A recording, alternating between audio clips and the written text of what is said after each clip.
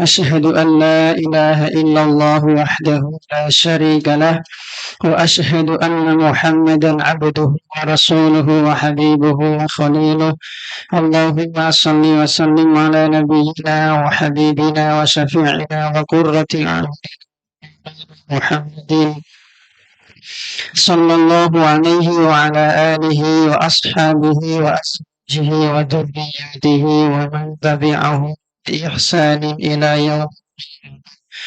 قال الله تعالى في كتابه الكريم: يا أيها الذين آمنوا اتقوا الله وقولوا قولا سديدا يصلح لكم أعمالكم ويغفر لكم ذنوبكم ومن يطع الله ورسوله فقد فاز فوزا عظيما.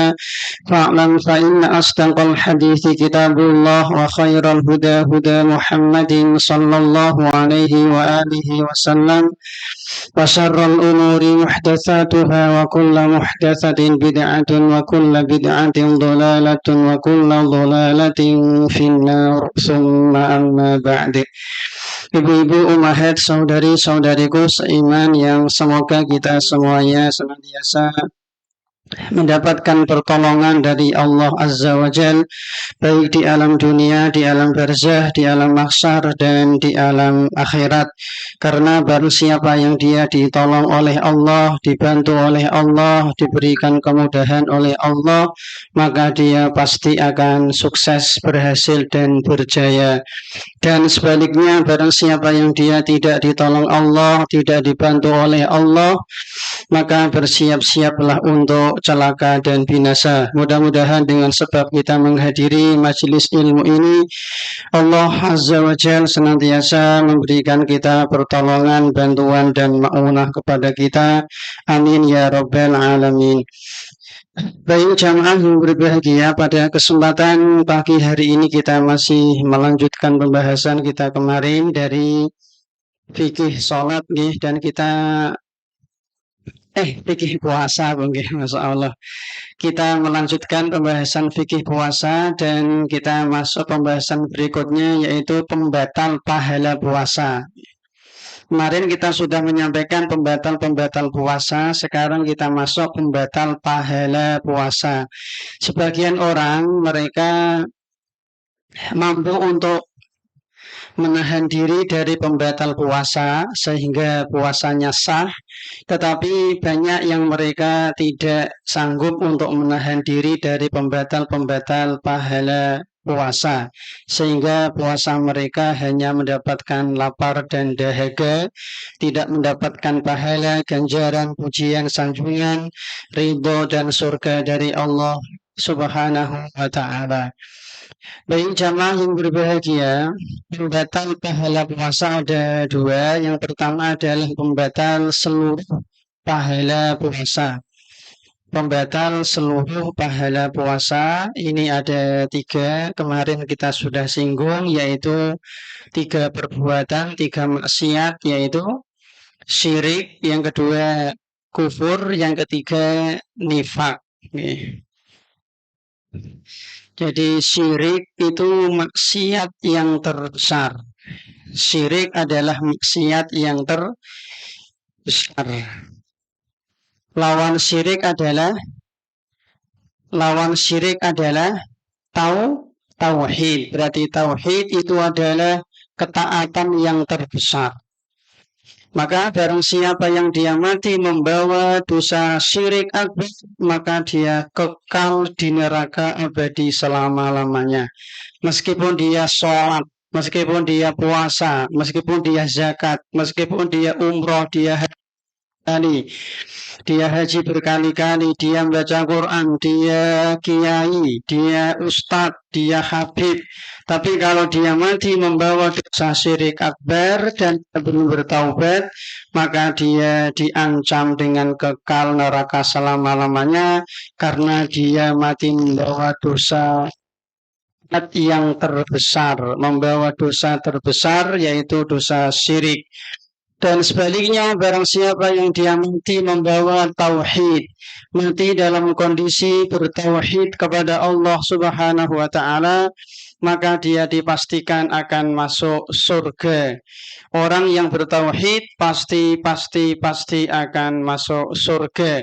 Meskipun dia korupsi, meskipun dia berzina, meskipun dia membunuh, meskipun dia minum khamr, meskipun dia berjudi, tapi kalau dia mati bertauhid, maka dia dijamin oleh Allah pasti akan masuk surga. Baik jamaah yang berbahagia, ada pertanyaan. Ada enggak orang kafir yang tidak bermaksiat? Ada enggak, Bu? Orang kafir yang tidak bermaksiat? Ada enggak? Panjenengan punya tetangga pendeta Nasrani misalkan, jenengan tahu persis dekat, tetangga dekat. Dia tidak pernah zina, dia tidak pernah korupsi, dia tidak pernah berjudi, dia tidak pernah makan babi misalkan. Dia tidak pernah minum khamr, tidak pernah malsu nota, tidak pernah membunuh, tidak pernah nyolong, tidak pernah petil jumbut. Intinya dia hanya ke gereja, rumah, gereja, rumah, gereja, rumah, gereja, rumah, Pak, Bu. Dan dia di kampung itu dikenal orang yang baik. Satu kampung, satu desa, satu perumahan mengatakan pendeta ini dia baik, dermawan, suka membantu, suka menyantuni anak yatim, menyantuni fakir miskin, jenengan utang orang bayar rapopo, misalnya Bu nggih. Pertanyaan, apakah dia tidak bermaksiat?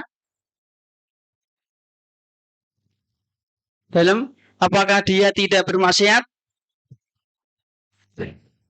Dia nggak pernah nyolong, nggak pernah minum khamr, nggak pernah petil jumbun, nggak pernah molimo, nggak. Apakah dia pernah berbuat maksiat? Apa itu maksiatnya? Nah, jadi kesimpulannya tidak ada orang kafir yang tidak maksiat. Seluruh orang kafir pasti bermaksiat, yaitu syirik. Justru dia melakukan dosa maksiat terbesar, yaitu dosa syirik. Maka tidak ada orang kafir yang dia tidak bermaksiat. Meskipun dia baik menurut kita, meskipun dia dermawan, dia adil, dia jujur, dia amanah, dapat dipercaya, dia loman, dia murah senyum. Misalnya Bu, jelas ya? Tapi dia setiap detik, setiap saat, setiap hari, dia selalu senantiasa berbuat maksiat kepada Allah. Bahkan dia telah berbuat maksiat terbesar, yaitu dosa syirik. Dia meyakini Yesus anak Allah. Maksiat terbesar, syirik. Jelas okay? Dan dia kekal di neraka selama-lamanya. Ada orang kafir yang tidak bermaksiat. Seluruh orang kafir pasti dia bermaksiat, bahkan dia melakukan maksiat terbesar, yaitu syirik kepada Allah Azza wa Jal. Maka tidak ada orang kafir yang di surga, ibu-ibu. Pasti kekal di neraka abadi selama-lamanya. Dalilnya bungki contoh di surat Az-Zumar ayat 65. Allah Subhanahu wa taala berfirman, "La in asyrakta wa la takunanna minal khasirin." Barang siapa yang jika kamu berbuat syirik kepada Allah, maka seluruh pahala kamu hancur, hilang, musnah, binasa, habis, tak tersisa. Az-Zumar ayat 65, ibu-ibu. Ini 3 maksiat terbesar yang harusnya kita waspadai. Orang yang cerdas adalah orang yang cerdas adalah orang yang dia takut dirinya terjatuh ke dalam dosa syirik. Orang yang bodoh, orang ini adalah dia mengecilkan dosa syirik, meremehkan dosa syirik, menganggap ringan dosa syirik. Allah tidak pernah ridho dengan dosa syirik, ibu-ibu. Kan kemarin kita sudah berikan contoh, gitu, ada seorang laki-laki tapi dia muslim memperkosa ibunya, lalu mutilasi ibunya, lalu dibakar, lalu diinjak-injak, masih ada harapan surga. Orang seperti ini masih ada harapan masuk surga. Allah mengampuni bebas. Tetapi kalau dia meyakini Yesus itu anak Tuhan, misalkan dia meyakini dia meyakini bahwa bisa memberi hujan, dia meyakini keris ini bisa melariskan dagangan, dia meyakini jimat ini bisa dia meyakini kuburan keramat ini bisa memberi rezeki kepadaku. Dia meyakini foto Mbah Yai ini bisa mendapatkan rezeki. Dia telah berbuat syirik kepada Allah Subhanahu wa ta'ala, ibu-ibu. Ada orang ditanya, kemana Islam? Ada berapa jumlah Tuhan? Satu, Ahad, Esa, Tunggal. Siapa Tuhanmu? Allah. Apakah jenengan sholat, apakah jenengan puasa, sudah haji sampai, sudah umrah berkali-kali. Apakah Dewi Sri itu Tuhan? Ya bukan. Bukan Tuhan dia. Apakah Dewi Sri bisa menyembuhkan budi? Bisa. Syirik dia. Dia telah berbuat syirik kepada Allah Subhanahu wa ta'ala meskipun KTP Islam. Meskipun dia mengatakan Tuhanku Allah. Dewi Sri bukan Tuhan. Tuhan itu ya Allah, ya Satunggal. Tapi dia telah mensifati Dewi Sri dengan sifat khusus bagi Allah, yaitu bisa menumbuhkan padi, ibu-ibu. Jelas ya? Mas, apa agamamu? Islam. Siapa Tuhanmu? Allah. Pernah sholat? Sering. Haji? Sering. Umrah bolak-balik. Apakah ada berapa jumlah Tuhan? Satu, Ahad, Tunggal, Esa. Apakah Nyi Roro Kidul itu Tuhan? Bukan. Nyi Roro Kidul bukan Tuhan. Apakah Nyi Roro Kidul bisa mengatur tanah? Bisa. Bisa mengatur ombak? Bisa. Bisa mengatur iklim, cuaca, panas, angin? Bisa. Syirik dia. Karena dia telah khusus bagi Allah Subhanahu wa ta'ala. Meskipun dia mengaku muslim, KTP Islam, dia sholat, dia puasa, dia umrah, dia zakat. Seluruh amalannya terancam habis. Maka waspada dengan dosa syirik, dan banyak manusia dia tidak tahu hakikat syirik.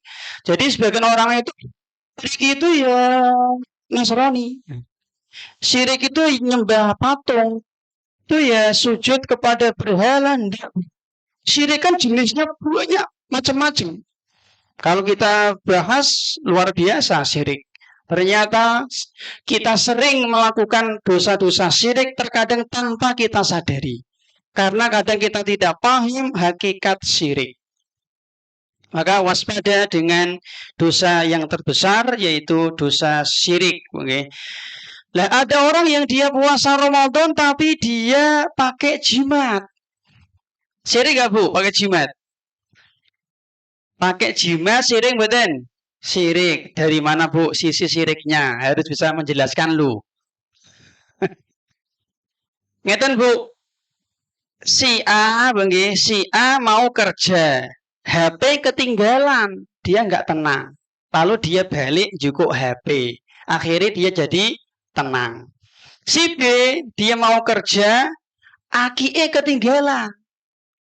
Dia nggak tenang bu, akhirnya ini balik menang, ake dijukuk. Jadi ini ake iki digowo terus, aman dia bu, tenang. Dia merasa aman, merasa tenang bu. Mana yang syirik, mana yang nggak syirik bu. Nek bawa HP nggak syirik, nek bawa ake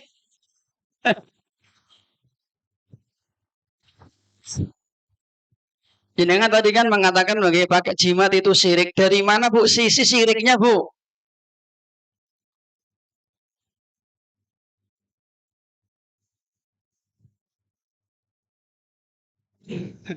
Nggih, baik bu. Percaya benda. Karena gini bu, dia itu jimat itu dikatakan syirik karena dia menjadikan sebab yang bukan sebab. Ini di sini syiriknya bu. Jadi menjadikan sesuatu yang bukan sebab menjadi sebab itu syirik. Kita ulangi. Menjadikan sesuatu yang bukan asbab menjadi asbab, itulah syirik. Contoh ibu-ibu, si A misalkan dia buka warung, warungnya biar laris, rame, Bu nggih. Si A ini maka usahanya makanannya dibuat enak, dibikin lezat, parkir dibuat nyaman, luas, setting warungnya dibuat senyaman mungkin. Kemudian servis sebagus mungkin, senyum, murah dengan konsumen. Yang keempat, harga dibikin murah. Boleh nggak Bu? Boleh. Ini nggak sirik Bu, jelas sih. Karena itu semua sebab. Ben laris yo sing enak Mas. Ojo kasinen, jelas Bu nggih. Misale Bu nggih, biyen laris, biyen semangat beli ke sini yo parkir luas. Tempatnya yang nyaman, harga terjangkau. Bukanya jangan di tengah hutan, Bu nggih. Di dekat pasar, tempat yang strategis, di perempatan jalan, ini boleh. Si B sama, dia buka warung, ben laris. Ibu ben laris, maka satu, dia berusaha satu, pintu warung harus menghadap kiblat. Nah, ngoten Bu. Padahal dalane iki kene Bu. Tapi karena dia kata Mbah Yai, ben daganganmu laris, kamu harus ngasih pintu tambahan. Pintunya menghadap kiblat. Yang kedua, biar laris, pasang gambar Habib. Nah, di warungmu pasang gambar Habib. Ngoten Bu, jelas Bu nggih? Yang ketiga, centong kamu itu kamu inapkan dulu di makamnya Sunan Bonang 40 hari. Jelas Bu nggih? Ngoten Bu. Yang keempat, ketika kamu setiap mau jualan, setiap mau ngeduk nasi itu, kamu harus membaca Al-Fatihah 7 kali tanpa nafas. Sama ini loh Bu, sama apa menghentakkan kaki ke tanah. Nah, misalnya Bu. Jelas Bu nggih? Boleh nggak Bu seperti ini Bu? Kenapa nggak boleh Bu? Karena ini semua bukan asbab. Apa hubungannya antara pintu menghadap ke kiblat sama dagangan laris? Enggak ada Bu nggih. Sama laris enggak ada. Nah ini namanya syirik ibu-ibu. Menjadikan sesuatu yang bukan sebab menjadi sebab namanya syirik. Anak jenengan sakit, jenengan bawa ke puskesmas boleh? Boleh. Sakit dibawa ke mantri boleh? Boleh. Disuntik boleh? Boleh. Dipijit? Boleh. Herbal ke rumah sakit? Boleh. Anak jenengan sakit, jenengan ruqyah, ambil duit, boleh? Boleh. Jenengan sakit, jenengan bawa ke Mbah Yai. Lalu Mbah Yai ambil akik, direndam ning banyu, kon ngombe. Boleh nggak Bu? Kenapa nggak boleh Bu? Ini namanya bukan sebab. Apa hubungannya antara aki Mbah Yai karo penyakit? Nek jenengan sakit ngombe pil boleh. Jenengan sakit pusing minum panadol boleh. Itu sebab. Sebab itu sesuatu yang bisa dicerna akal ibu-ibu. Itu namanya sebab kauni. Itu ilmiah, bisa diuji coba lab itu bisa. Tapi kalau kue bin mari, ya bin mari kamu ngombe rendaman kain mori dari Wali Songo. Ini nggak bisa Bu. Ini sebab apa? Ini nggak boleh Bu. Sebab kauni bukan, sebab syar'i bukan. Jelas Bu nggih? Helm? Nggak ada jurnal. Nggih. Jelas Bu nggih? Itu buatan pareng Ibu-ibu. Jadi syirik itu luas Bu. Jenisnya banyak sekali dan harus kita pahami agar kita tidak terjatuh kepada dosa syirik ibu-ibu. Sekarang Bu, ada orang yang dia puasa Ramadan tapi dia pakai apa Ibu? Dia mengkeramatkan kuburan, boleh nggak Bu? Ada orang yang dia puasa Ramadan tapi dia mengkeramatkan kuburan, boleh nggak Bu? Buatan pareng Bu nggih. Dalam Islam ibu-ibu, dalam Islam itu tidak ada kuburan keramat ibu-ibu. Jelas Bu nggih? Kalau seandainya ada kuburan yang berkah ibu-ibu, maka Allah Subhanahu wa taala tidak akan menyembunyikan kuburan para nabi. Seluruh nabi. Pinten Bu jumlah nabi, Bu? Banyak. Jumlah nabi ada hadiah mboten, Bu? Oh, ada. Nggih, pun. Tak kasih hadiah, Bu. Ini saya nggih dari panitia, Bu nggih. Jumlah seluruh nabi. Nah, tadi siapa? 100. Nah, jenengan, Bu. Oke, dikasih hadiah satu, Bu nggih.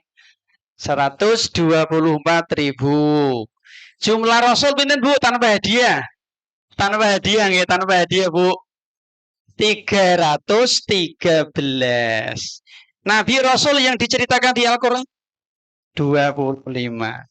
Oke. Seluruh nabi, seluruh rasul Bu yang ribuan tadi itu seluruh kuburannya disembunyikan Allah. Tidak ditampilkan Allah. Mana kuburan Nabi Adam? Mana kuburan Nabi Nuh? Mana kuburan Nabi Ibrahim? Kuburan Nabi Musa, kuburan Nabi Yahya, Nabi Zakaria, Nabi Idris, Nabi Hud, Nabi Enggak. Subhanahu wa ta'ala sengaja menyembunyikan. Kenapa? Karena tidak ada kuburan bekah. Satu-satunya kuburan Nabi yang bisa kita pastikan hanya kuburan Nabi kita Muhammad Sallallahu Alaihi Wasallam. Selainnya nggak ada. Karena tadi Bu tidak ada kuburan berkah.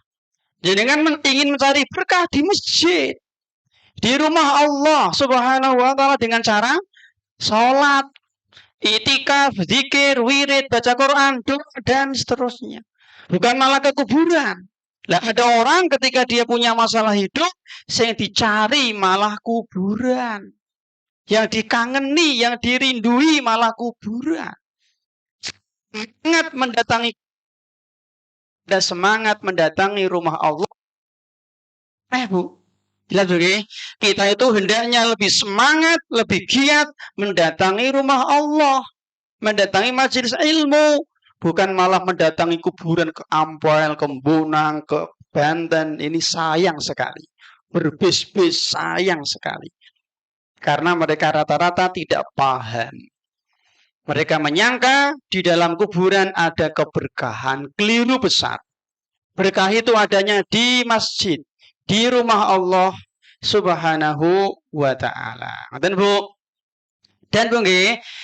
untuk menentukan sesuatu itu berkah, bertuah, keramat harus dengan dalil. Nggak boleh ngarang. Ini sedang keramat, ini pohon keramat, ini sungai keramat, ini air berkah. Mana dalil? Kalau asal ngomong ya aku jadi iso, Bu. Pak, peci keramat lho. Nah, asal kabeh wong iso ngaku-ngaku to, Bu nggih. Tapi dalilnya dong. Kalau sebatas ngeklaim ini air dari Sunan Muria, kah lu? Loh jenengan kok wani mengatakan berkah dari mana? Harus membawa dalil, Bu. Nggak boleh sembarang ngomong. Satu-satunya air berkah itu yang pertama air zam-zam, yang kedua air hujan. Itu berkah, ada dalil. Tapi kalau air ini dari Sunan Ampel, air berkah, loh. Kok jenengan mengatakan berkah dari mana, Mas? Nggak boleh, bahaya loh. Ini bisa berdusta atas nama Allah dan bahaya. Sekarang kan luar biasa.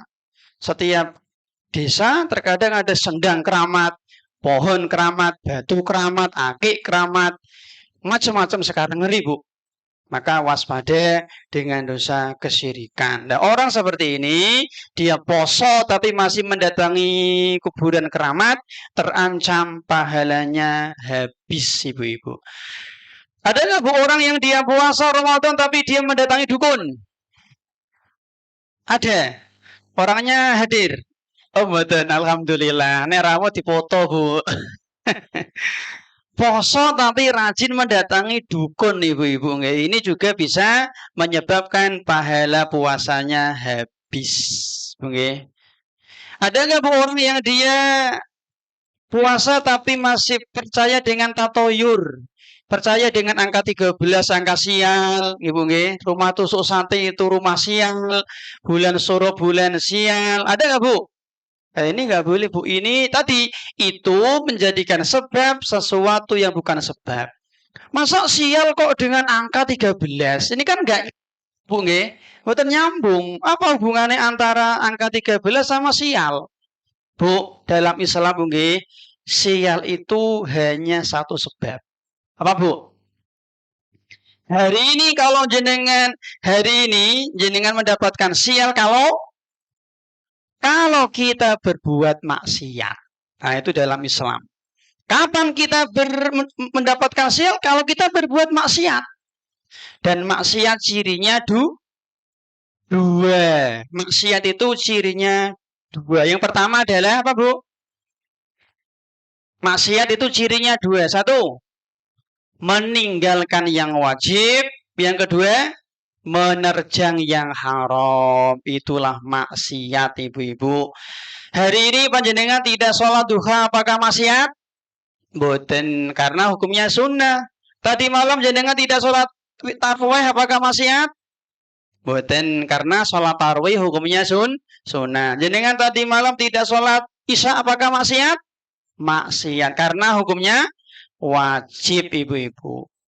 Jelas begini, jadi maksiat itu cirinya dua. Yang wajib tidak dikerjakan, yang haram malah dikerjakan. Ini berarti dia telah melakukan maksiat, Ibu-ibu. Baik, jamaah yang semoga senantiasa dirahmati oleh Allah Azza wa Jalla. Yang kedua, ada pembatal puasa sebagian. Nek tadi kan pembatal puasa seluruhnya, 100% habis, hancur, hilang, musnah. Dua ini pembatal sebagian pahala atau mengurangi ya.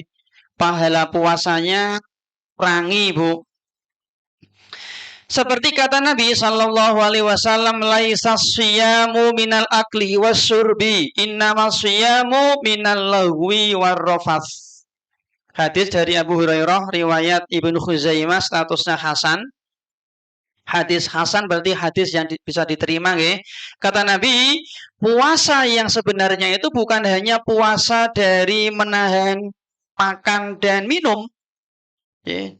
Puasa yang sebenarnya itu bukan hanya menahan perut dan di bawah perut, tapi puasa yang sejati adalah puasa yang dia menahan lesannya, matanya, tangannya, kakinya dari perkara-perkara yang sia-sia dan rofas, ucapan-ucapan yang isinya maksiat, Ibu-ibu. Nah, ini Bu termasuk fenomena yang aneh Bu di masyarakat kita. Ono wong poso Ramadan tapi dene mboten salat. Enten enggak Bu? Banyak, ya Allah Bu. Tiang pundi Bu? Pengen kenalan kula. Poso neng ora salat Ibu-ibu. Ya Masya Allah Bu. Tiang pundi Bu? Oh jauh. Pengen kenalan kula tiang iki. Oke. Padahal Bu mungkin pernah kita sampaikan Bu ulama sepakat Bu. Ulama sepakat orang yang membunuh orang yang judi, bunuh diri, LGBT, maling, madon, mabuk, itu mereka sepakat, ulama sepakat masih muslim, masih mukmin, masih saudara kita. Jadi nek jenengan punya tetangga pelacur, koruptor, maling, mabuk, madon, koruptor, pembunuh, apa lagi Bu? Bunuh diri, wis mati Bu nggih. LGBT, maka riba, mereka masih mukmin, mereka masih muslim, mereka masih saudara kita. Kalau mereka menyembelih ayam, menyembelih pitik, menyembelih babi, sembelihannya halal. Kan masih muslim, jelas begini. Punya tetangga jenengan punya tetangga koruptor, nyembelih ayam halal. Jenengan punya tetangga maling, preman, tonan, minum homer, nyembelih sapi halal. Muslim dia. Kalau mereka mati, jenazahnya masih wajib kita mandikan, kita kafani, kita sholati, kita doakan, kita makamkan di pemakaman kaum muslimin. Jelas ya? Masih muslim. Tapi orang yang dia ulama berbeda pendapat.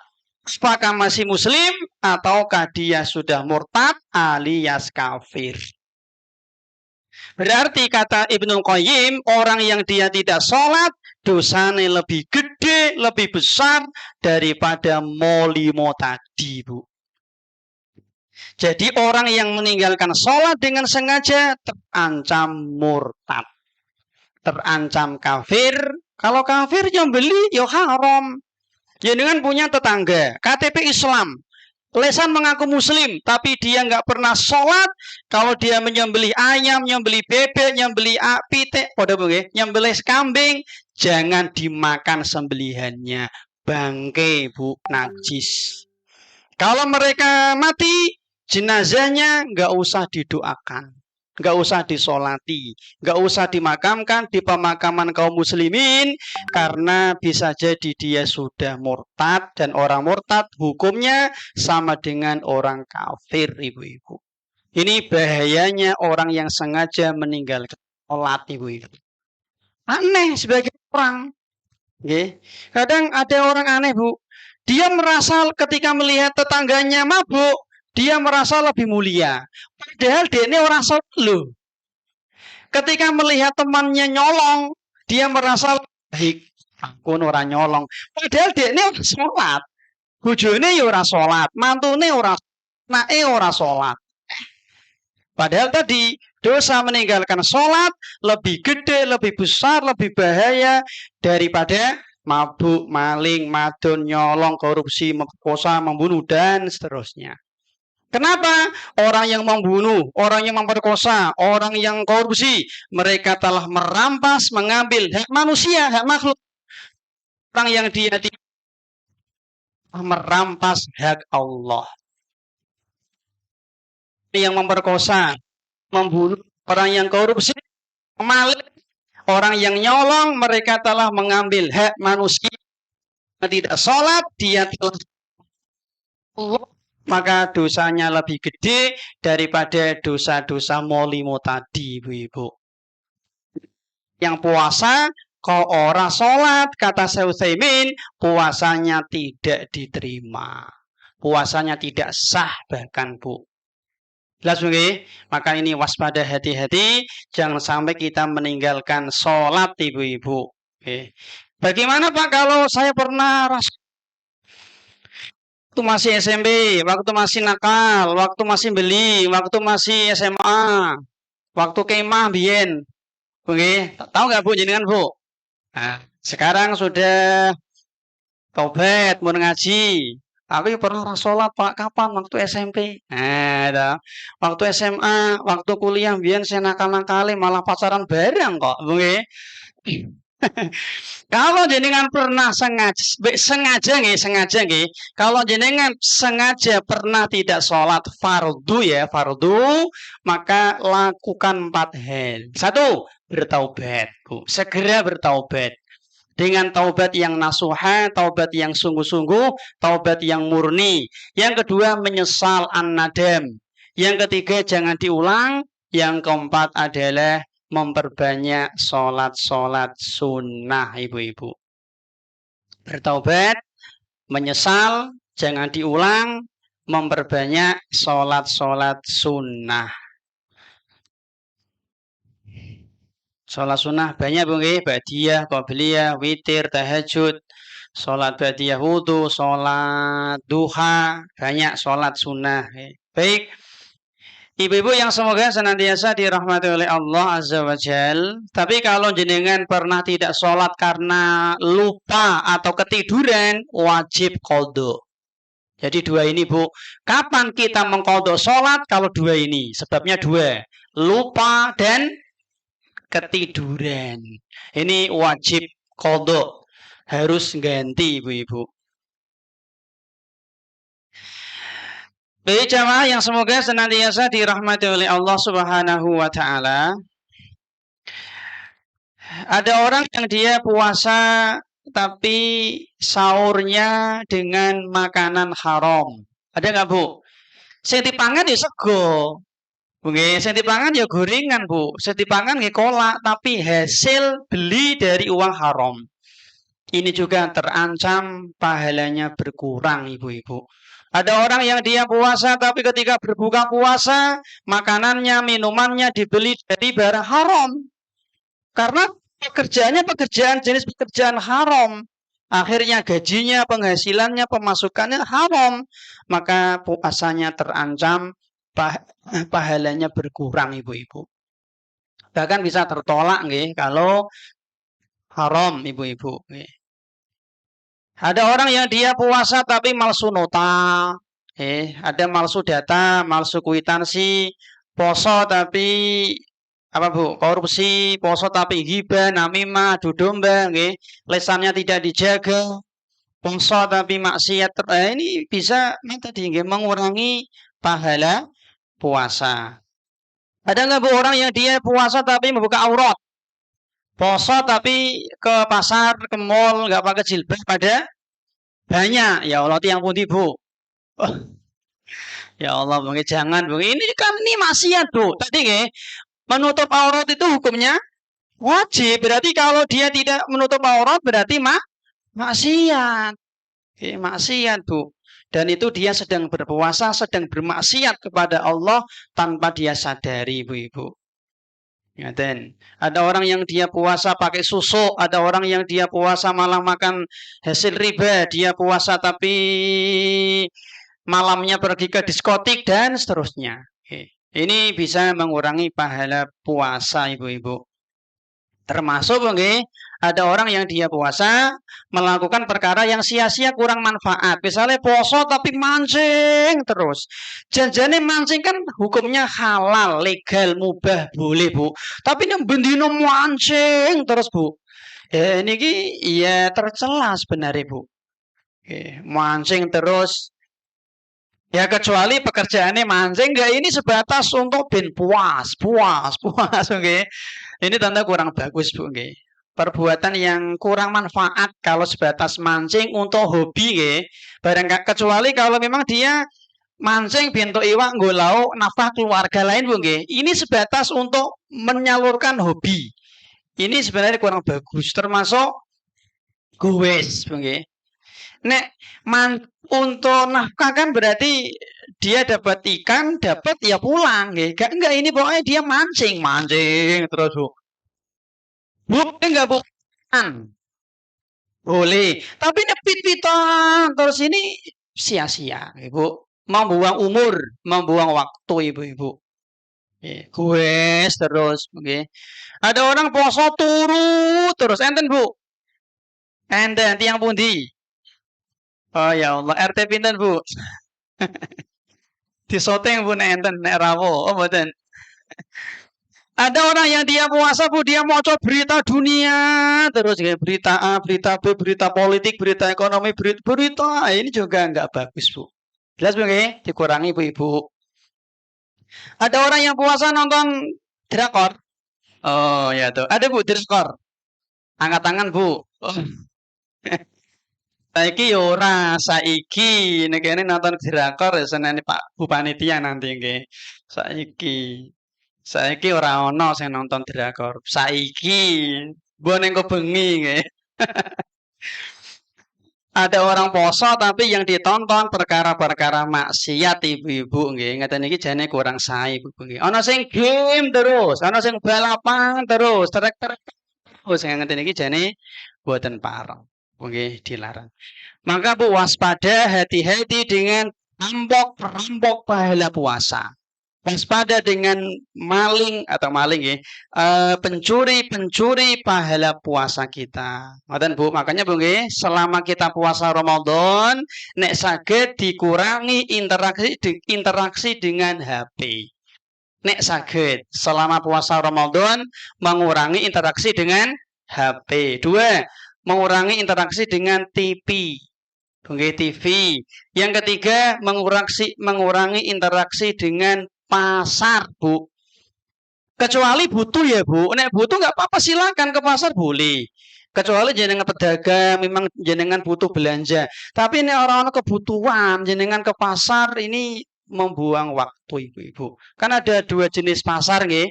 Pasar tradisional dan pasar modern mall Bu. Kan termasuk pasar nih nggih mall.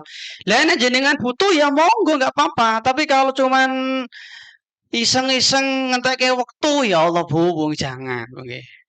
Nggih, jangan Bu. Kemudian Bu termasuk nggih selama Ramadan Bu mengurangi interaksi dengan teman. Oke, teman Bu. Karena kalau nanti kita sering ketemu teman akhirnya ngobrol. Gini ngobrol ngalor ngidul ngitan ngulon kemana-mana Bu. Nggih. Termasuk di Semarang ada tradisi ngabuburit. Ini juga terkadang kemana-mana Bu. Nggih. Dan seterusnya Ibu-Ibu. Baik. Jamaah yang semoga senantiasa dirahmati oleh Allah Azza wa Jal. Jadi kita berusaha ketika puasa menjaga diri dari perkara yang bisa membatalkan puasa dan yang bisa membatalkan pahala puasa. Ini yang pertama, Bu. Yang kedua, Bu, unsur puasa yang kedua. Kan ini ada 4, nggih. Ini yang kedua sekarang, Bu. Pada waktu tertentu. Jadi puasa itu waktunya sudah ditentukan. Oke. Dari kapan? Min tulu'il fajri ila ghurubis syamsi. Dari terbit fajar shadiq sampai tenggelam matahari. Inilah batasan puasa Ibu-ibu. Dari terbit fajar shadiq, kalau kita yang waktu subuh sampai tenggelam matahari Ibu-ibu. Jadi waktu puasa itu menggunakan peredaran matahari Bu. Oke. Bukan pakai jam Bu nggih, enggak Bu. Artinya ngeten Bu. Contoh panjenengan misalkan Bu jalan-jalan ke Pantai Marina. Sudah mendekati maghrib Bu nggih. Jenengan mboten krungu azan maghrib. Mboten beto HP, mboten nggawa jam.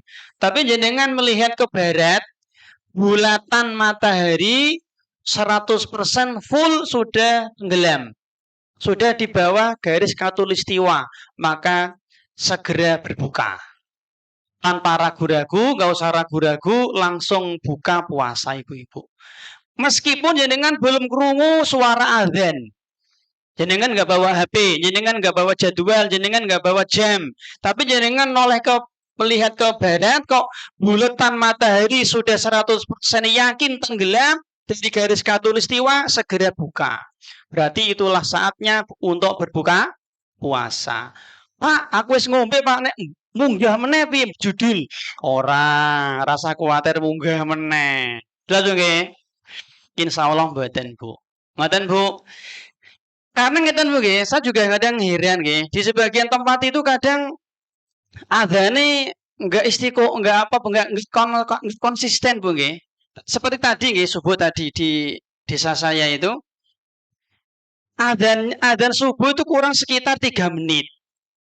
Tadi sore pas saya ngisi di Musola Al Fikri itu masjid kampung itu sudah adzan.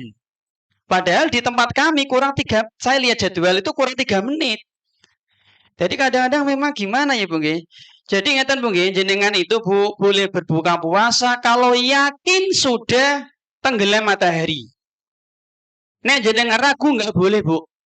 Tak ulangi Bu, kapan kita diizinkan untuk boleh berbuka puasa kalau sudah yakin sudah tenggelam matahari?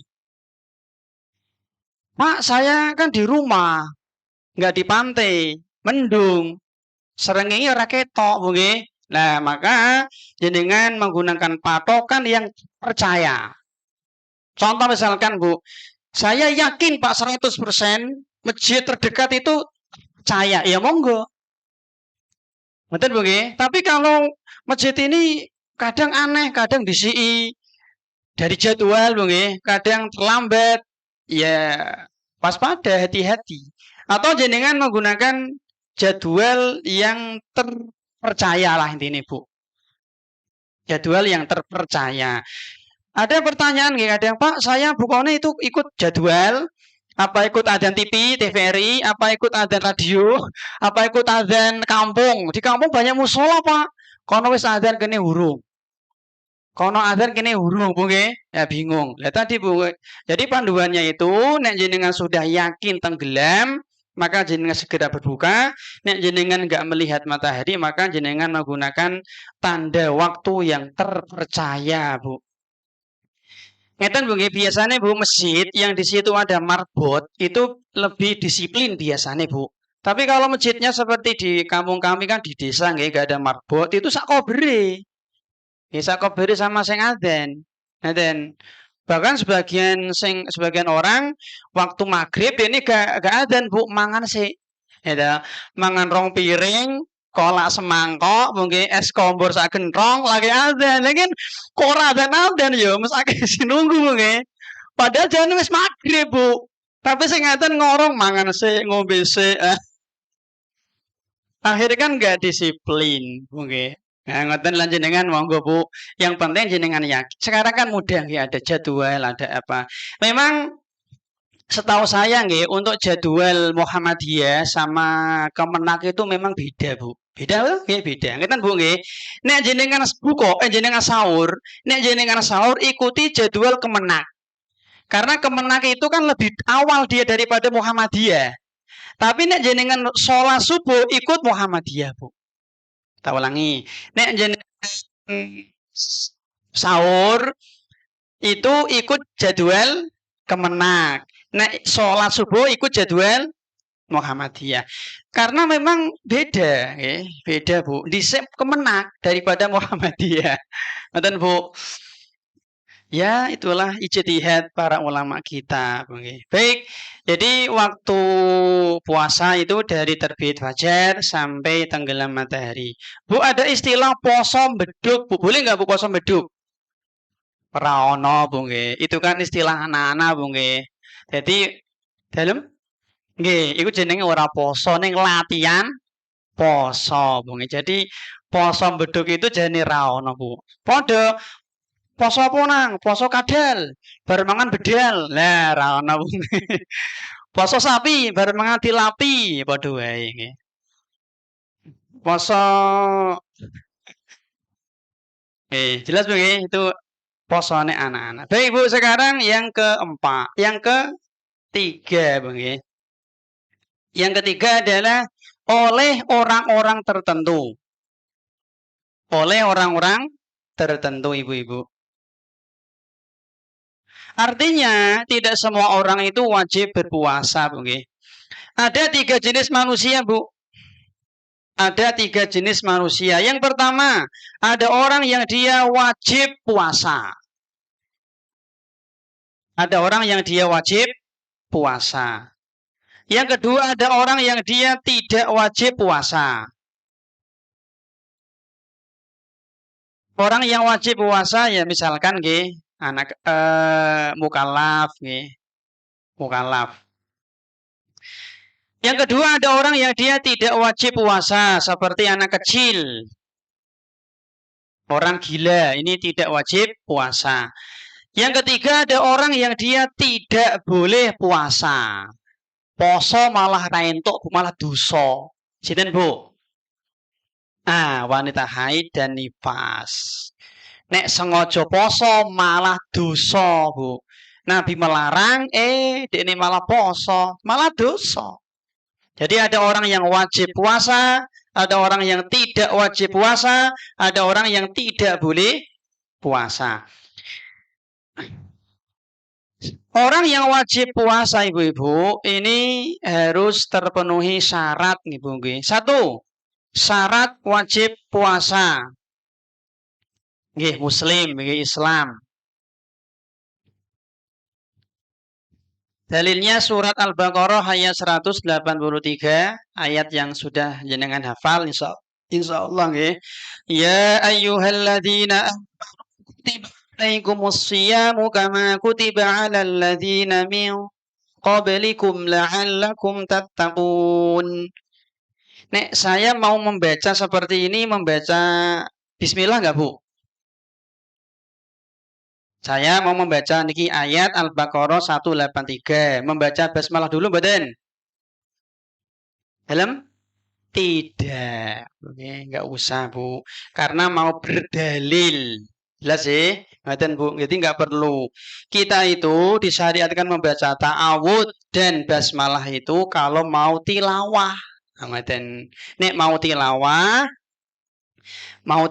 nggih itu nek tilawahnya dari awal surat maka membaca dua, ta'awud dan basmalah.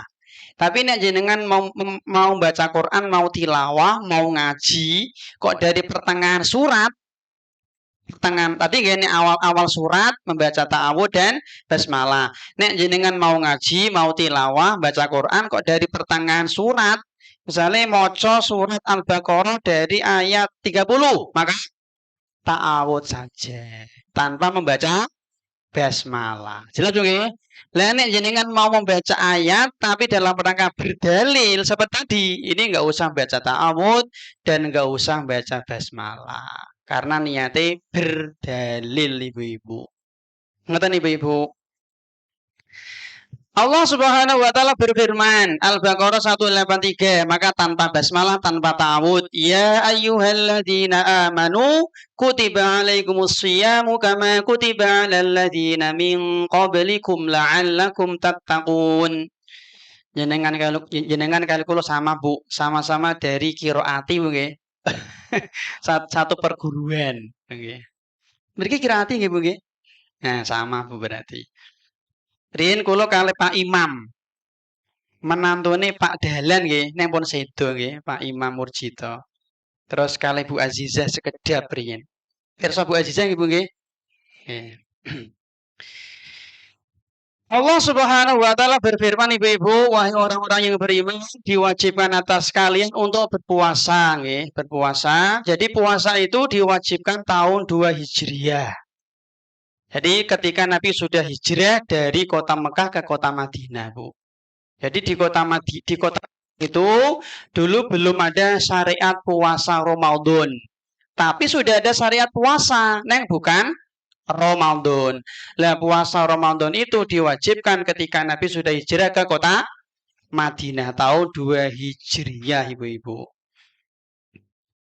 Yang wajib hukum asalnya ya orang muslim dan orang-orang kafir gitu. Tapi orang-orang kafir kalau mereka beramal maka tidak sah.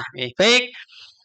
Yang kedua, syarat wajib puasa adalah mukallaf. Ya, mukallaf. Mukallaf itu orang yang dia terbebani dengan syariat, okay. Orang yang dia terbebani dengan syariat, dia wajib untuk menjalankan syariat Islam. Itu mukallaf. Dan syariat itu ada dua, okay. Ada syariat perintah, ada syariat larangan. Ada syariat perintah, ada syariat larangan. Contoh syariat perintah, sholat, puasa, zakat, umroh, haji, zikir, berbakti kepada orang tua, jujur, adil. Ini namanya syariat perintah. Perintah ada dua, perintah wajib dan perintah sunnah. Duhur itu wajib, asar itu wajib. Qobliyah duhur, sunnah. Duha, sunnah. Tahajud, sunnah. Witir, sunnah. Puasa Ramadan wajib, puasa qadha wajib, puasa nadar wajib. Puasa Daud, sunnah. Puasa Asyura, sunnah. Puasa Muharram, sunnah. Jelas nggih? Jadi ada dua jenis perintah. Perintah wajib dan perintah sunnah. Yang kedua, syariat larangan. Jangan nyolong, jangan mencuri. Bodoh, Bu nggih. Jangan membunuh, jangan korupsi, jangan syirik, jangan bid'ah, jangan mencaci maki, jangan membunuh. Ini namanya syariat larangan, Bu. Lah, larangan ada dua sama, yaitu ada dua larangan haram dan larangan makruh. Angkatan Bu, larangan haram dan larangan sifatnya makruh. Lah nek jenengan ingin menjadi orang yang idealis, Bu, punya 4 sifat. Wajib dikerjakan, sunnah dikerjakan, haram ditinggalkan, makruh tinggalkan. Jadi menjadi orang yang ideal. Dengan. Jadi wong takwa itu ya kalau punya 4 ini, Bu, ini takwa idealis. Semua yang wajib lakukan. Semua yang sunnah lakukan. Yang haram tinggalkan, yang makruh tinggalkan. Ini jos, Bu, jenengan. Neng ketane abot, Bu. Abot, Bu. Berat. Berat, Bu. Lah, kita itu bisa menjadi orang yang bertakwa minimalis. Bisa, bisa. Bertakwa tapi minimalis, Bu. Cirinya dua, Bu. Yaitu yang wajib dikerjakan, yang haram ditinggal. Waten, Bu, ini takwa yang minimalis. Jenengan tidak sholat duha, nggak witir, nggak tahajud, nggak apa-apa. Ibu-ibu, jenengan mungkin jenengan hari Ahad longgar kosong sehat ganggas waras, Bu. Longgar jenengan orang sholat duha, Bu. Apakah tercela? Enggak, Bu. Enggak tercela. Jelas sih? Enggak tercela. Jenengan kuat, sehat, ganggas, waras, seger awake, Bu. Sengaja ora poso apa, Bu? Puasa Daud. Tercela enggak, Bu? Enggak. Jelas, Bu nggih? Jenengan duitnya miliaran, Bu. Duitnya miliaran nggih. Oke duitnya, Bu. Misalnya, Bu nggih. Ada pengemis. Lalu atau ginilah, ada korban bencana alam. Tapi jenengan nggak nyumbang, tercela nggak, Bu? Jenengan duitnya oke, Bu, misalnya, Bu nggih. Jenengan duitnya oke, Bu. Sugih blegedu, Bu nggih. Ana korban bencana alam. Jenengan nggak nyumbang. Tercela nggak, Bu? Tercela, Bu. Tercela nggak, Bu? Hukumnya apa sih, Bu, nyumbang korban bencana alam? Sunah tahu nggih, kan nggak wajib, berarti tidak tercela. Manten, Bu.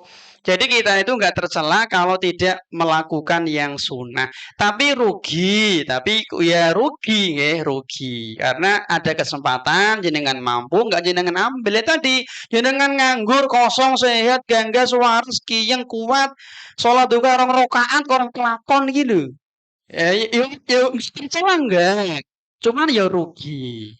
Kepengetan ono kebaikan kok nggak diambil. Jelas nggih, kecuali jenengan sibuk nggih. Sibuk WA-na. Ngoten nggih. Sibuk nonton drakor nggih. Tapi aja banter-banter tersinggung nanti nggih. Jelas nggih? Jadi ada dua jenis syariat dan syariat larangan Ibu. Nah, Allah itu dua, Bu. Siapa sih makhluk yang mukallaf? Sinten, Bu? Makhluk yang dia harus sholat, harus poso. Sinten? Manusia dan dua. Manusia dan jin. Apakah jin wajib puasa? Wajib. Jin itu ya wajib poso, Bu, seperti kita. Persis mirip. Kan nabinya sama, yaitu Nabi Muhammad Sallallahu Alaihi Wasallam. Maka secara umum syariatnya jin sama dengan syariat kita. Wudunya, haji ya di Mekah. Tawafnya di sana, Bu. Jin, sa'i ya di sana. Ya sama persis. Barangkali juga ada jin yang tahlilan. Barangkali, Bu. Dalilnya adalah surat Ad-Dzariyat ayat 56, Bu. Allah Subhanahu wa taala berfirman, "Wa ma khalaqtul jinna wal insa illa liya'budun." Dan aku, kata Allah, tidak menciptakan jin dan manusia kecuali agar mereka menyembah, mengabdi, rukuk, sujud, beribadah hanya kepadaku. Ad-Dzariyat 56. Berarti makhluk yang wajib sholat, wajib poso, yang nanti akan memenuhi surga dan neraka dua, yaitu jin dan manusia. Jadi neraka itu isine menungso karo jin. Sama, surga itu isinya yang menungso karo jin, Bu. Badan. Yang akan mendapatkan balasan di alam barzah, di alam mahsyar, di alam akhirat, itu ya manusia dan jin, karena mereka makhluk yang mukallaf, terbebani dengan syariat. Malaikat enggak. Malaikat tidak masuk surga dan tidak masuk neraka dalam rangka untuk mendapatkan balasan, ya enggak. Sama termasuk hewan. Ayam-ayam kita, sapi itu enggak. Dia tidak masuk surga, ya ora masuk neraka. karena mereka tidak mukallaf. Ciri-ciri mukallaf Bu, satu, berakal. Mukallaf cirinya tiga. Yang pertama berakal.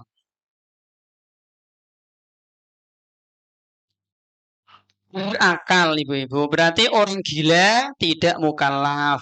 Orang gila dan yang semakna Bu. Yang semakna dengan tidak berakal kan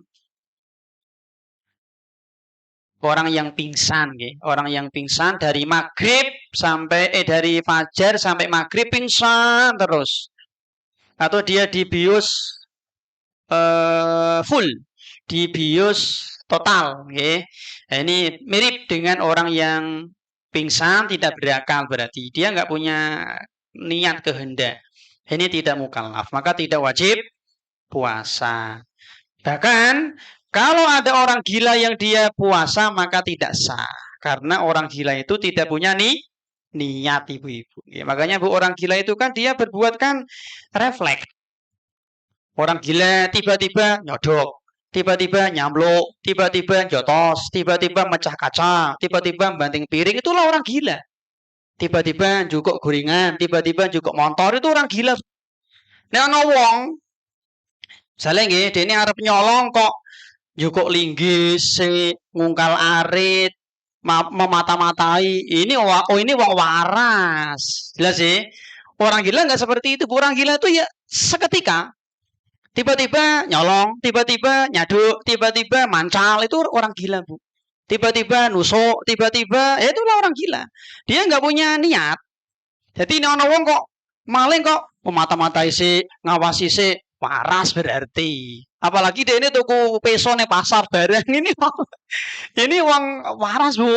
Masa wong gila bisa tuku bisa dodol tuku? Masa wong gila bisa tuku Bu, bisa nggak Bu? Pak, aku tuku cilok ya 10.000. Susuk ya, waras berarti. Orang gila itu nggak seperti itu Bu. Orang gila itu ya refleks, jelas ya. Nek ana wong kok iso tuku, iso dodol berarti dene waras. Apalagi sok ngenyang barang. Iso ngenyang barang berarti dia waras ibu. Jelas ya. Maka orang gila itu dia nggak punya niat. Maka kalau dia beramal tidak ada pahala ibu-ibu. Yang kedua ibu-ibu balik.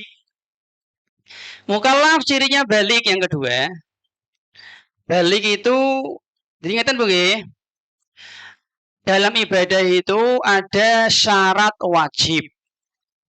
Yang kedua ada namanya syarat sah Ibu. Jadi dalam ibadah itu ada syarat wajib ibadah.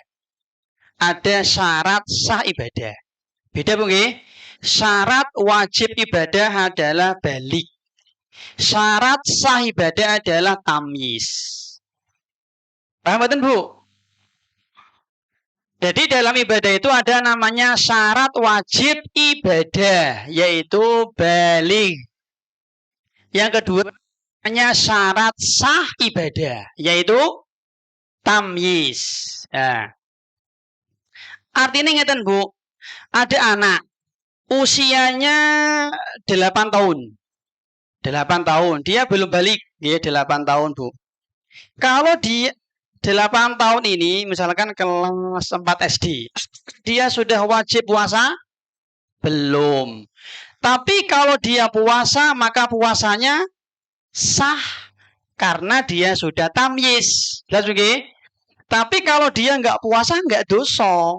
Tapi kalau dia mau berpuasa maka mendapatkan pahala karena dia sudah tamyiz.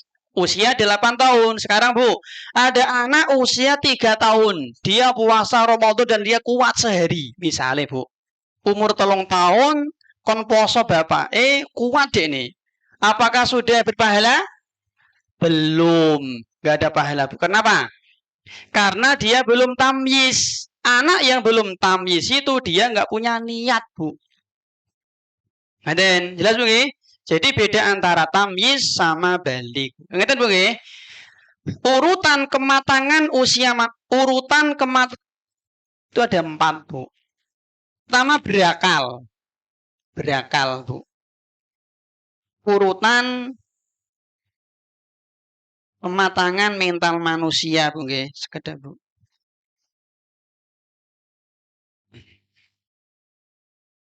Yang pertama berakal. Yang kedua tamyiz. Yang ketiga baligh. Yang keempat rasyid. Ini 4 tingkatan mental manusia, Bu. Berakal, kemudian tamyiz, kemudian baligh, kemudian rasyid. Oke, rasyid Ibu-ibu. Pertanyaan, Bu. Bayi lahir cenger, masih merah, Bu. Itu apakah sudah berakal? Bayi lahir cenger, apakah sudah berakal?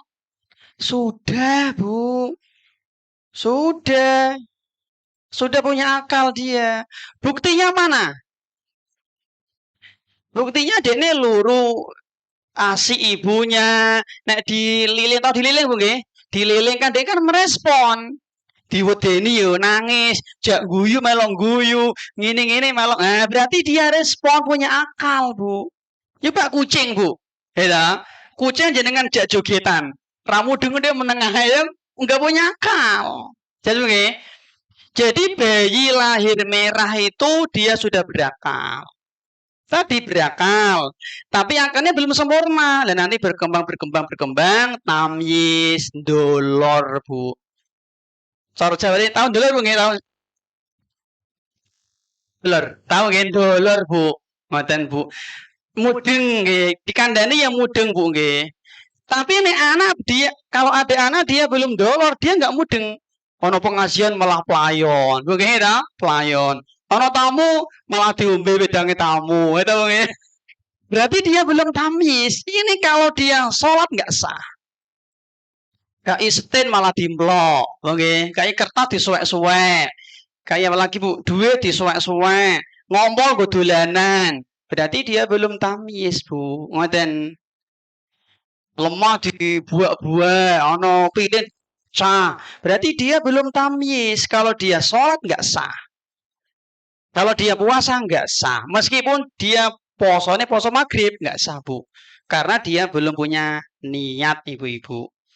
Tapi kalau dia sudah tamyiz, tadi sudah dolor, pun mudeng, wayah sahur, dia ini ngerti.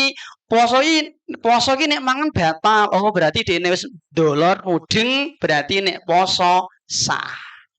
Tapi belum wajib poso, kan belum balik, jelas sih. Tapi dia berpahala karena dia sudah tamyiz. Paham nggih? Paham mboten? Dia yes, itu sifat, orangnya namanya mumayyiz. Jelas nggih? Jadi tamyiz. Misalnya ngeten Bu, ada seorang bapak-bapak, dia sholat di rumah sendirian sama anaknya yang berjamaah. Bapaknya imam, anaknya usia 3 tahun sholat makmum. Ini belum dihitung sholat berjamaah. Karena makmumnya si cito urung tamyiz. Belum dihitung orang yang sedang sholat. Makanya ngeten nggih, anak kecil yang dia belum tamyiz itu, kalau sholat berjamaah, kok ditaruh di tengah shaf, dia dihukumi memutus shaf. Dan begini, tak ulangi. Kalau ada anak kecil, dia belum tamyiz, lalu sholat berjamaah, ditaruh bapaknya di tengah-tengah shaf, ini dia dihitung memutus shaf. Contohnya ada orang sholat di sini, lalu dia naruh tas. Saya sholat di sini, Bu, tas taruh sini. Lalu orang ini memutus shaf. Jelas sih? Berarti shafnya terputus dengan tas. Atau saya di sini, ini tiang. Lalu orang, tiang ini memutus shaf. Saya anak kecil, usia belum balik, usia belum tamyiz, usia 3 tahun, lalu orang ini memutus shaf. Maka para ulama menyarankan nih, nggowo anak kecil ketika sholat berjamaah taruh di pinggir tembok, Bu, biar tidak memutus shaf, agar shafnya nyambung. Ngoten Ibu-ibu. Jelas nggih? Jadi ada tamyiz, ada balik. Jadi tamyiz itu syarat sah ibadah. Nek balik syarat sah, syarat wajib ibadah, ibu-ibu. Jelas nggih? Baik jamaah yang semoga senantiasa dirahmati oleh Allah. Boleh. Balik, Bu. Balik itu tanda fisik, nggih. Balik itu tanda fisik. Orang gila bisa nggak, Bu? Punya anak, orang gila. Kalau seandainya dia menggauli wanita, bisa, nggih. Orang gila itu dia bisa balik. Tapi kan dia nggak berakal mungkin, maka dia nggak mukallaf. Jadi orang gila itu dia bisa bisa punya anak, ngeten. Karena balik itu tanda fisik. Nah, tanda balik laki-laki satu mimpi basah. Mimpi basah ibu-ibu. Contoh, si fulan laki-laki hari ini hari Jumat mungkin. Hari Jumat dia nggak puasa karena dia belum balik. Jam 1 siang atau jam 11 dia tidur. Jam 11 dia tidur, setengah 12 dia mimpi basah. Maka mimpi itu mimpi perdana dia balik. Maka setelah itu dia wajib untuk menahan diri sampai maghrib tidak makan dan tidak minum. Paham betul Bu? Ulangi ya. Si A dia belum balik, maka ini hari ini dia tidak puasa dan boleh kan dia belum balik Bu. Jelas ya? Lalu dia jam 9 pagi tidur. Jam 9 pagi dia tidur. Di tengah-tengah tidur dia ini mimpi basah. Berarti kan itu tanda balik perdana bagi dia. Berarti dia sudah balik, maka saja itu dia wajib untuk menahan diri, tidak makan, tidak minum sampai maghrib. Mandi. Mandi. Dia berarti berhadas besar. Mandi, Bu. Dan Bu, sama. Ada orang gila. Hari ini hari Jumat. Dari terbit fajar, subuh, sodik, dia gila. Jam 10 pagi sembuh, maka harus puasa. Jelas oke? Ngaten. Harus puasa. Artinya dia nggak boleh makan dan nggak boleh minum. Si C misalkan ini hari Jumat dia masih Nasrani. Nasrani berarti dia nggak wajib puasa. Jam 1 siang nanti dia mu'alaf masuk Islam, maka kudu menahan makan dan minum sampai maghrib, ibu-ibu. Jelas oke? Ngaten Bu. Dan tiga-tiganya ini nggak usah qadha. Besok nggak usah ganti nggak usah ganti, ibu-ibu. Ngaten. Jadi tanda balik bagi laki-laki yang pertama mimpi basah, yang kedua umurnya 15 tahun. Yang ketiga sudah tumbuh bulu kemaluan, Bu. Ini salah satu, Bu, nggih, Bu. Kayaknya Bu satu. Kalau salah satu sudah ada, berarti dia sudah balik. Tapi tadi secara umum balik itu cirinya salah satu dari tiga ini. Mungkin usianya 12 tahun, tapi dia sudah mimpi basah, berarti dia sudah balik. Mungkin usianya 10 tahun, tapi sudah tumbuh bulu kemaluan, maka dia sudah balik. Jelas juga, ini salah satu dari tiga ini. Nah, untuk wanita sama, untuk wanita sama, ini cuma tambah satu atau dua, atau satu atau dua hamil dan haid. Ini tanda seorang wanita, Bu. Bagi jamaah yang semoga senantiasa dirahmati oleh Allah Subhanahu wa taala. Nah, Bu, situ dia dengan psikis. Nek balik tadi kan tanda fisik, fisik. Tapi kalau tamyiz itu tanda indikatornya itu psikis, Bu. Tadi dolor tadi loh, Bu. Usia kematangan.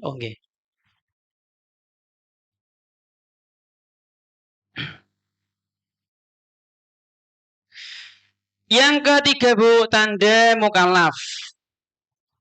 Tanda mukallaf yang ketiga adalah sampainya dakwah kepada dirinya. Sampainya dakwah kepada dirinya, Bu. Ada orang, dia berakal, dia balik, bahkan sudah dewasa, umur 30 tahun. Tapi dia tinggal di hutan Amazon. Ngaten, Bu. Tinggal di hutan Kalimantan, sok, Bu. Di situ cuma dia hidupnya hanya di rumah bertani, di rumah bertani, di rumah bertani. Dia nggak pernah mendengar Islam. Dia nggak pernah mendengar Allah ki sopo, nggak pernah dia. Di situ nggak ada internet, nggak ada listrik, nggak ada jaringan media sosial. Dia nggak tahu siapa Muhammad, Al-Quran kiopo, dia nggak tahu belas. Karena nggak ada ustadz, nggak ada kiai, nggak ada dai, nggak ada kiai ulama yang mengajari. Mengerti apa-apa. Sejak lahir belum pernah mendengar Islam. Sejak lahir belum pernah mendengar Muhammad. Sejak lahir belum pernah mendengar Allah. Allah ki sopo, ngerti SD ini. Orang seperti ini bukan mukallaf. Artinya tidak wajib sholat, tidak wajib puasa. Tahu dia? Karena dia hidup di hutan belantara, Bu. Ya pakaiannya ya koteka tadi. Dari rumah ke sawah, ke ladang, punya anak, mangan, turu. Ya sekaya, maaf nggih, kaki empat. Mirip. Maka orang seperti ini tidak mukallaf, tidak wajib sholat, tidak wajib puasa, Bu. Dalilnya Al-Isra ayat 15. Allah Subhanahu wa taala berfirman, "Kun dzibina hatta Allah Subhanahu wa taala tidak akan mengazab suatu kaum sampai diutus rasul untuknya. Tadi orang kiai sing ngajari kok nggih. Bahkan tadi listrik ra ono, internet ra ono, dari mana dia belajar, Bu? Jelas ya? Nah, status orang seperti ini di dunia kafir. Status orang seperti ini di dunia kafir. Artinya, kalau jenengan kertanya dia, kok jenengan dikasih sate kambing, dikasih gulai kambing, haram dimakan. Kalau yang nyembelih dia, karena dia kafir. Jelas juga?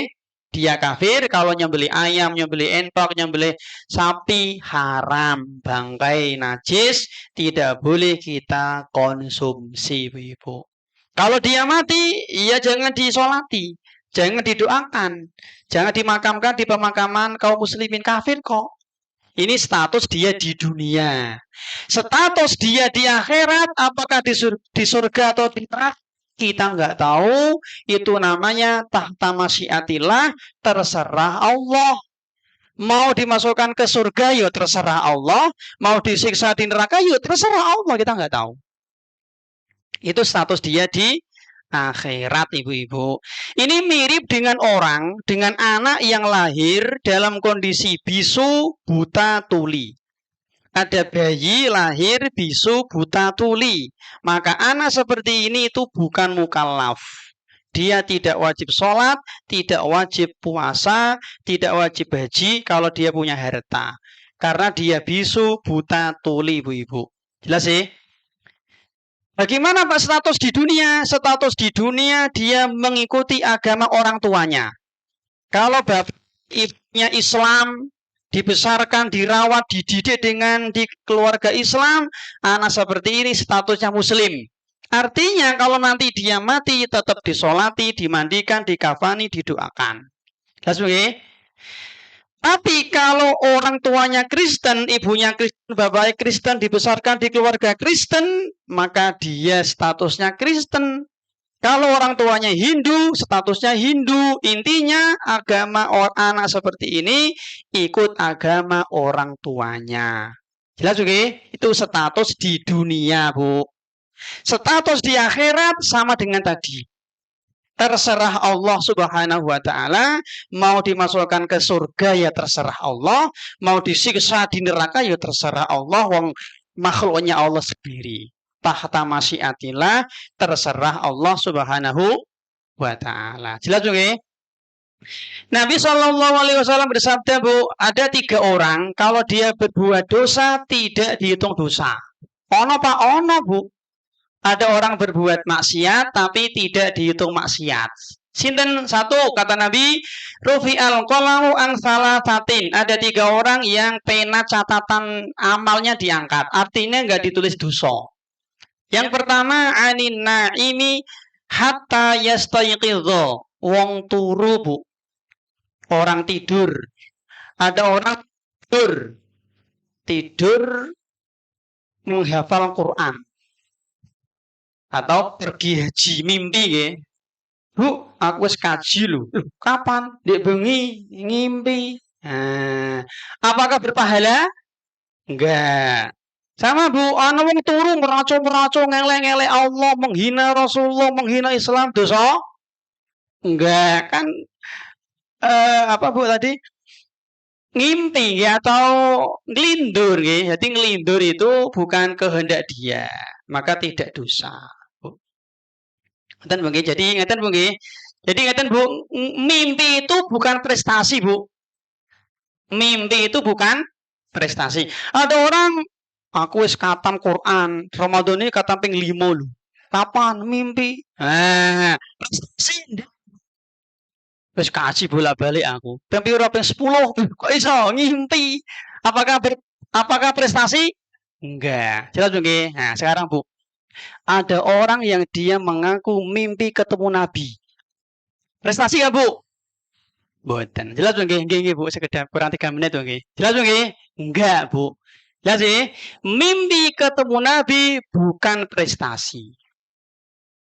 Aku nih mimpi ketemu Nabi tapi subuhe kawanan. Nah, mimpi ketemu Nabi Khidir, mimpi ketemu Gus Fulan, Kiai Fulan, Sunan Fulan, Nabi Muhammad. Subuh kawanan.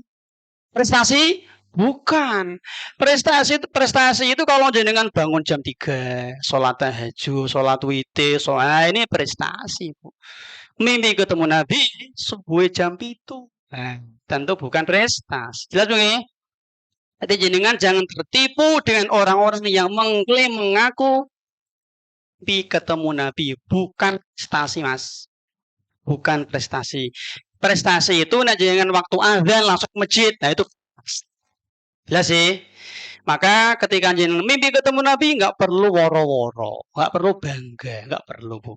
Yang kedua Bu, wani sohiri yang buruk, anak kecil sampai dia balik. Anak kecil tadi nggak tidak dosa Bu kalau dia berbuat maksiat.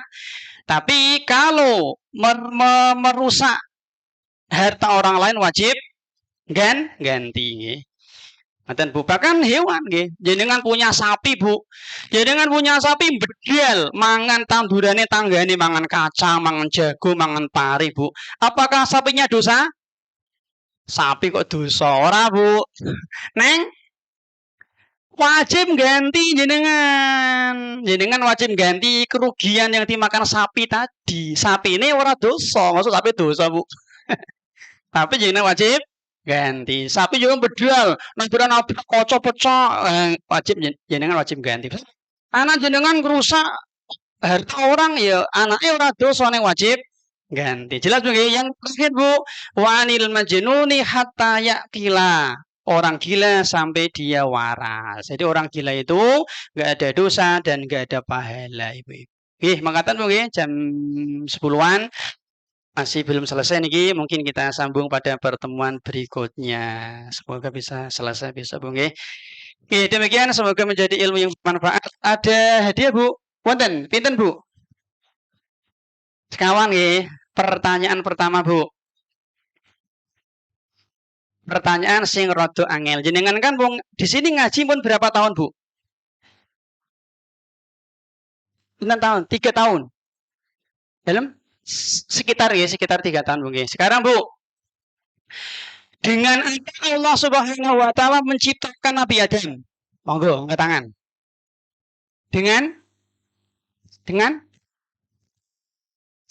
Dengan tanah tembikar.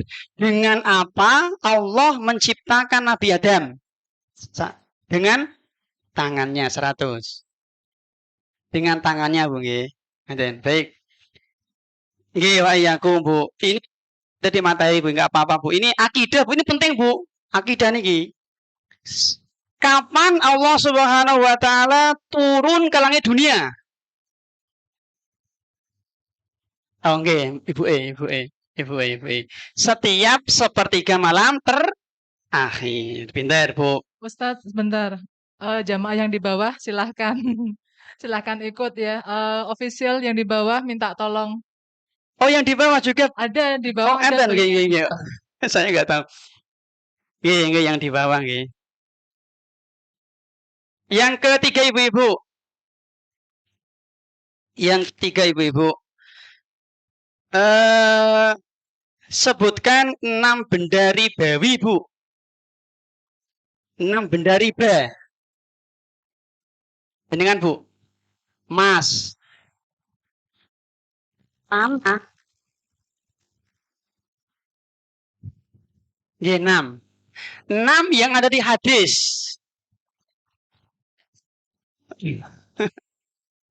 Angel nggak usah angel berasian Bu. Nggih saking nggih. Jawabannya 1 emas, 2 perak, 3 kurma, garam, gandum halus, gandum kasar. 6 di hadis nggih. Emas, perak, gandum halus, gandum kasar, garam dan kurma. Niki benda ribawi Bu. Tanah mboten nggih. Kapan gampang niki. Kapan puasa Ramadan disyariatkan? 2 Hijriah ini Bu. 2 Hijriah. 2 Hijriah Bu. Pintar nggih. Baik. Sekarang Bu. Bu ya. Sebutkan tanda balik bagi laki-laki.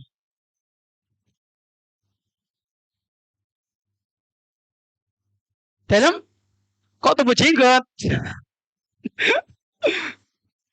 Laki-laki.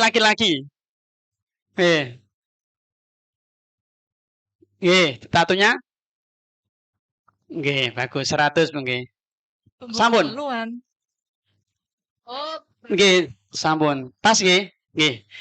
Mangkaten nggih, semoga menjadi ilmu yang bermanfaat. Saya mohon maaf atas segala kekurangan dan kesalahan saya. Semoga Allah Subhanahu wa taala mengumpulkan kita di surga nggih. Amin ya rabbal alamin. Dan kepada Ibu si demikian. Assalamualaikum warahmatullahi wabarakatuh.